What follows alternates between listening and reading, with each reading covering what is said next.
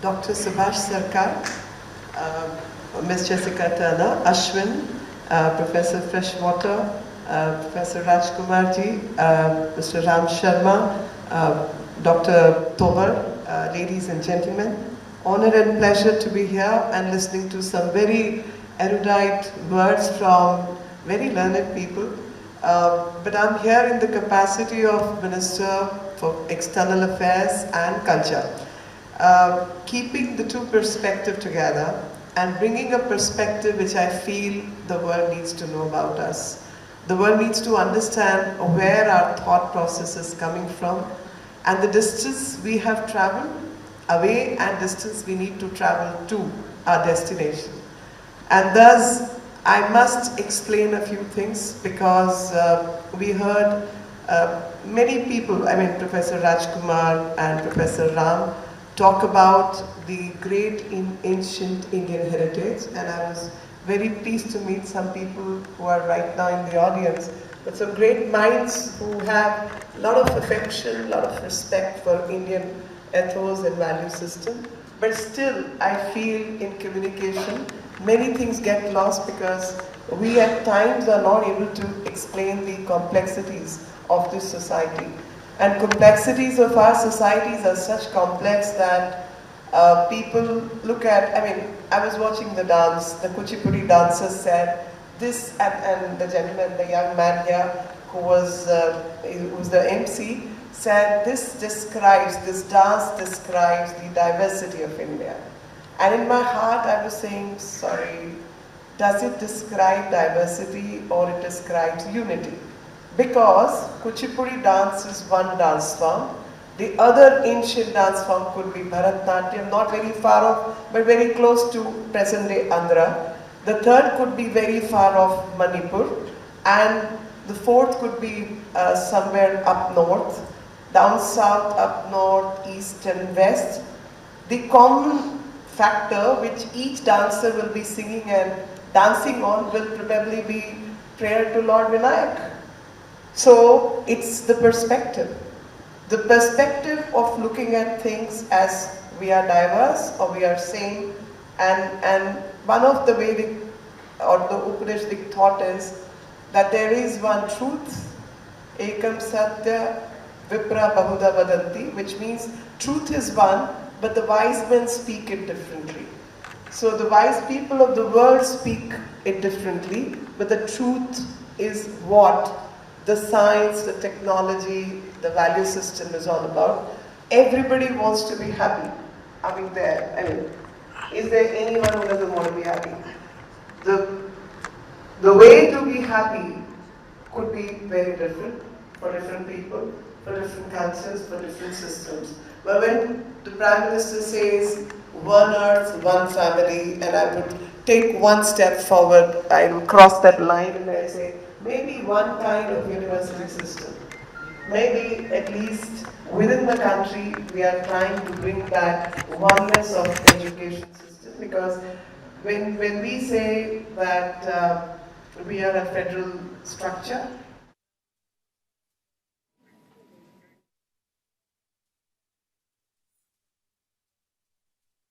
तस्वीरें हम आप तक पहुंचा रहे हैं। ये तस्वीरें आप देख सकते हैं और आपको बता दें कि यहां निम्स यूनिवर्सिटी के चेयरमैन डॉक्टर बलबीर सिंह तोमर मौजूद हैं। उन्होंने अभी संबोधित किया है क्यूएस इंडिया समिट को।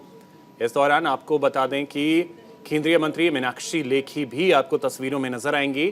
कई देशों की यूनिवर्सिटीज़ के जो चेयरमैन हैं वो यहाँ पर पहुँचे हैं।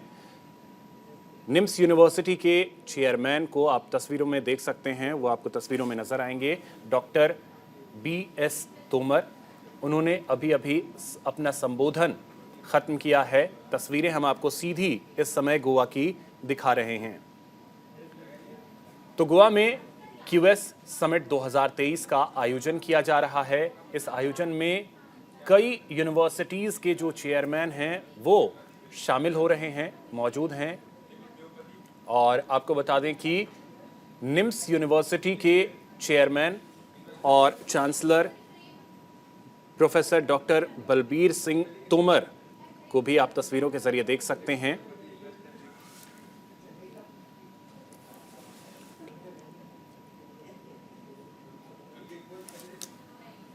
तो सीधी तस्वीरें गोवा की हैं, जहां पे इस समय क्यूएस समिट 2023 का आयोजन किया जा रहा है। इस आयोजन में शामिल होने के लिए निम्स यूनिवर्सिटी के चेयरमैन डॉक्टर बलबीर सिंह तोमर को भी आमंत्रित किया गया। उसकी तस्वीरें भी हम आपको दिखा रहे हैं, जो इस समय वो मौजूद हैं। उन्होंने अभी अभी संबोधित किया है। तस्वीरें सीधी आ रही हैं, वो तस्वीरें हम आप तक लगातार पहुंचा रहे हैं। बेहद अहम, बेहद खास ये कार्यक्रम, जहां पे केंद्रीय मंत्री मीनाक्षी लेखी भी पहुंची हैं। तस्वीरें हम आप तक पहुंचा रहे हैं लगातार। गोवा से क्यूएस इंडिया समिट 2023 का ये आयोजन किया जा रहा है गोवा में।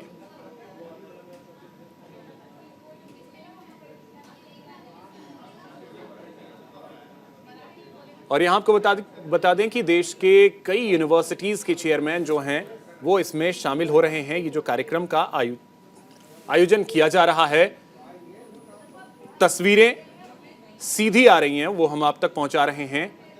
क्यूएस इंडिया समिट 2023 गोवा से ये तस्वीरें। Probably slide down.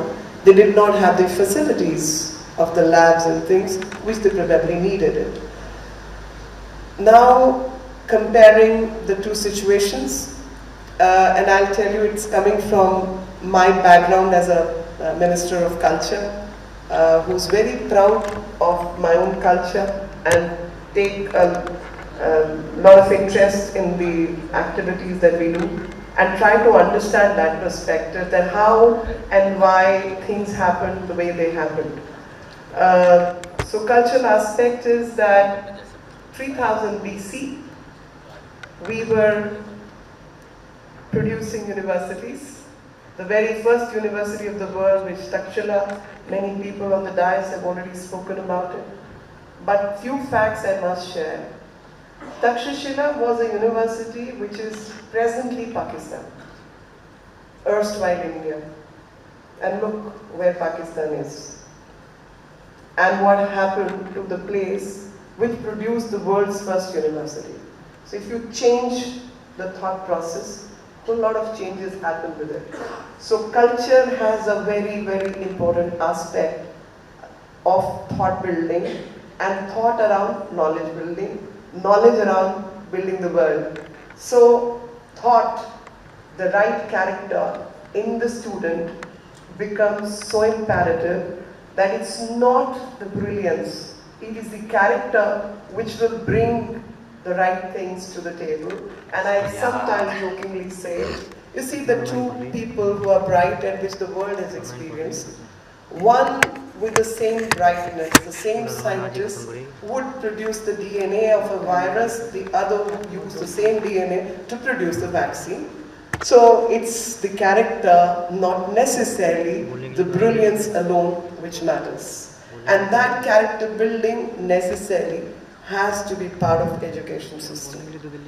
That thinking right, what is correct.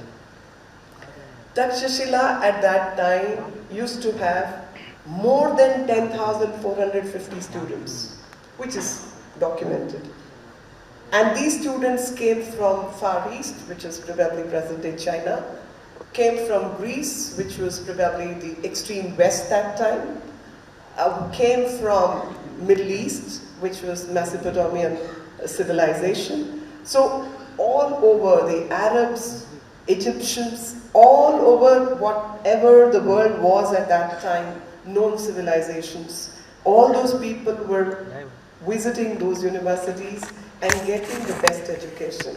And that best education, some Chinese travelers have also noted in later phase, that they were running a hospital, and that hospital was not only for the humans, but there was a hospital for the animals as well. And people who would accompany the ailing and the sick would also get free of cost food and live as long as the inmate was getting treated. Education was free, living, boarding was free, lodging was free, and only need to get admitted was that supatra, meaning you should be in a position to receive that education.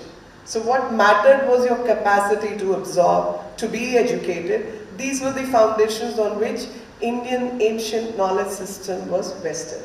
And the fact, I'm sorry, not boasting, it sounds like a boast, but still comparing the societies. And as academics, we all can have that thought that without being party one way or the other, we can look at the facts. So I'm just producing another fact that in the Middle Ages, the world which we call today the developed world was debating whether the surface of the earth, the shape of the earth, is flat or round. That is the developed world I'm talking about.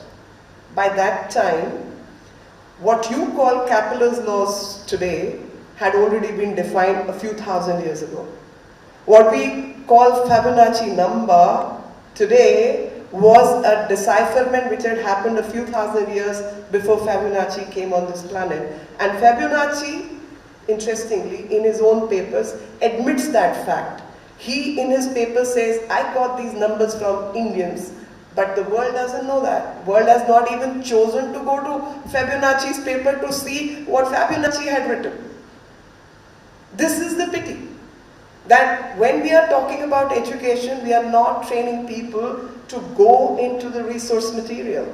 If we do not allow people to learn, what are we doing? We are parroting lines which have been told to us by X, by Y, by Z, the same elephant story. That whether you're holding a snake or you're holding a foot or you're holding the trunk, you don't know it's the elephant. I think somewhere these combinations need to happen, and thus I believe that intertwining these subjects, the cross-culture thing, the cross-academic approach, and also the cross-universities approach. There is no one who is right, there is no one who's knowledge, who lacks that knowledge. I think idea is the moment I look at someone and I feel that this person will always have something more to teach me, I will be a supatra. I will be there to receive that. The moment I think, oh, who can teach, who can tell, I have already given up on my learning process. So I believe the interaction between universities has to be such that there is a lot which India has already stored up. That recognition must come, and when this country has produced 108 unicorns in about 8 years, 7 years time, then potential is huge. So it's not just about knowledge, but it's knowledge which brings money on the table. And that money which can be used for building more and more universities and making education more and more inclusive. I'm sorry I diverted from my thoughts, but that's how my head works. I was just thinking aloud, and I'll go back to my original thought. And the original thought was that the ancient value system is what India had. Today, we have completed 75 years of India's independence. One must check that record also. So, a country which had such fantastic education system, but has also been subjugated, not just by the British, but other systems as well. And in that process, a lot of knowledge was lost. A lot of books were burned. A lot of libraries were burnt in this country. Now, who burns a library? I mean, but all that is the thing of the past that happened. But even today, we possess still 50 lakh, which is like 5 million and above, epigraphs till date intact, which is all based in Sanskrit. And those epigraphs, I think more and more we study, the more historical perspective, scientific perspective, and other perspectives will come forward. And that should as much be part of the modern education. When we talk about medicine, I was talking to a gentleman who's heading the public health department in one of the universities in UK. I was just thinking, I say, you know, when we talk about medicine, the equipment and instruments which we use today come from Sushruta Samhita. How many people know that? It's documented, by the way. So I think the world needs to know that when we talk about our religion, the religion was basically all the rishis and the saints had a different perspective from the other major religions of the world. Where the religion was part of your social life, and it also had the scientific method of working. The rishis and munis were nothing but scientists. And these scientists were working on molecules, theorizing mathematics, distance between Earth and the Moon, thinking about how the planetary motions happen, and writing all that. And even Ayurveda is part of one of the same scientific doctrine.